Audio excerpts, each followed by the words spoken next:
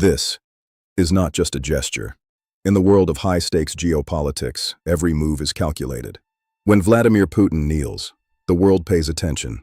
It is an image that defies the iron reputation of the Kremlin. But why would Russia's most powerful man bow to athletes? Is this a sign of weakness or a lethal move in a larger game? In a rare and highly symbolic moment that stunned international observers, Putin publicly honored Russia's Paralympic champions. He didn't just offer words of praise. He offered a gesture of profound humility that reverberated across the global stage. A leader known for unyielding strength was suddenly projecting vulnerability. But don't be fooled, this wasn't accidental. Every angle, every shadow, and every second of this performance was meticulously calculated by the Kremlin's master of optics. This move was designed to bypass the intellect and strike directly at the heart of the national psyche. It was a performance. The signal was clear. The state doesn't just govern its people. It honors those who represent the very soul of the nation. In the midst of international isolation, Putin is crafting a narrative of internal unity that is unbreakable and profound. Observers who expected a fracturing state were met with an image of absolute cohesion. This is the Kremlin's new reality. Power respects sacrifice.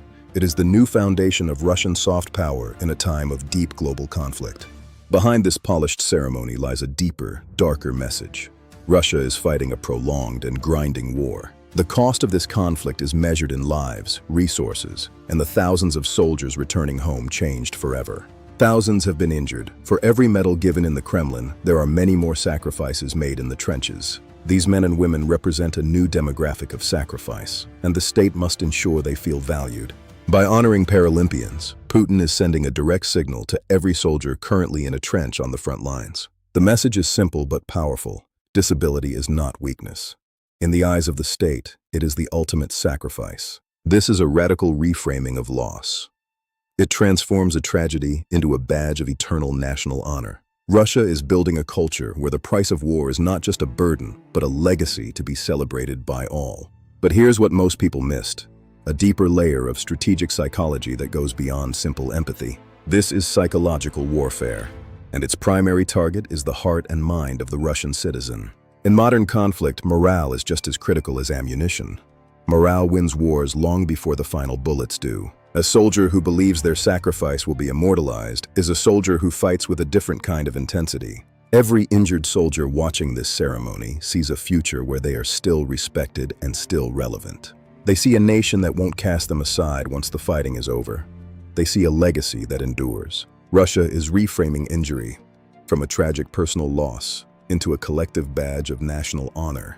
This ensures that the next generation of soldiers sees service not as a risk, but as the ultimate path to respect. Control the narrative. Control the nation. This is how you maintain wartime resilience under pressure. By sanctifying the wounded, the state immunizes itself against the political fallout of high-casualty conflicts. Every gesture of humility from the top is a brick in the wall of national survival and psychological control.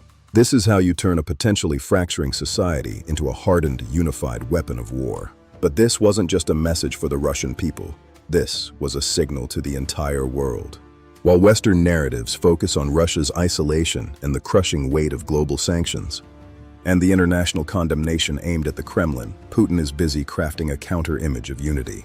He is showing the world a nation that stands by its people, no matter the cost, and a leadership that cares. This is a direct challenge to the NATO narrative of a fracturing and crumbling Russian state. It is defiant. It says, "We are not broken, we are hardened." It is the use of emotion as a primary geopolitical weapon. It is designed to erode the confidence of adversaries who expected a quick internal collapse of the Kremlin. While the West counts tanks and missiles, Putin is busy counting hearts and national resolve. He knows that the ultimate victory isn't found in territory, but in the stories people tell themselves. And India should be watching this pivot very, very closely. The lessons here are profound. Because the strategy of identity building through sacrifice is universal, and India knows it well. India understands this playbook on a cellular level. It is woven into the fabric of our national story. From the grand spectacle of the Republic Day parade to the somber silence of our war memorials. India has built its national identity on the bedrock of absolute respect for its protectors and its heroes. We see this in the way we celebrate our own Paralympic heroes, who represent the spirit of our nation. They embody the same spirit of never say die that defines every soldier in the Indian Army today. Russia is now leaning into a similar strategy, attempting to build an unbreakable identity through sacrifice. They are turning the stories of their wounded into the legends of their future. It is a long-term play. India has done this for decades, turning the individual stories of our soldiers into national myths. We have always known that a nation's strength is found in the way it honors those who bleed for it. But the context is different now. In an era of shifting global alliances, every gesture matters. How a nation treats its wounded reflects its long-term strategic depth and its internal stability. Both nations recognize that a soldier's loyalty is bought not just with a paycheck or a pension. It is bought with the absolute certainty of a nation's eternal gratitude and lasting honor. India's strategic framing has always prioritized the human element of defense over mere hardware. But as Russia doubles down on this psychological front, the real question is, who does it better? Who builds a more genuine connection between the elite leadership and the boots on the ground? The answer to that question will shape more than just headlines. It will shape the next century of power. India must watch, learn, and refine its own playbook of national honor in this new era. Because the battlefield of the mind is where the most important wars are won or lost. This is not just about sport. This is soft power warfare in its purest and most potent form. Every nation has a different strategy for projecting its core values and strength to the world. China uses the narrative of absolute dominance, an image of machine-like perfection and state-driven excellence. They project an image of a system that is efficient, disciplined, and utterly unbeatable on the global stage. America uses the power of celebrity and individualism, the American dream embodied in its superstars. It projects an image of a nation where anyone can rise to the top through talent and individual grit. Russia, however, is carving out a different niche, the narrative of sacrifice and survival. It's a strategy designed for a nation under siege, prioritizing collective resilience over individual glory. These are not just competing styles, they are competing visions of what a nation should be. Each shapes perception. Each strategy shapes how the world perceives a country's strength, its stability, and its future.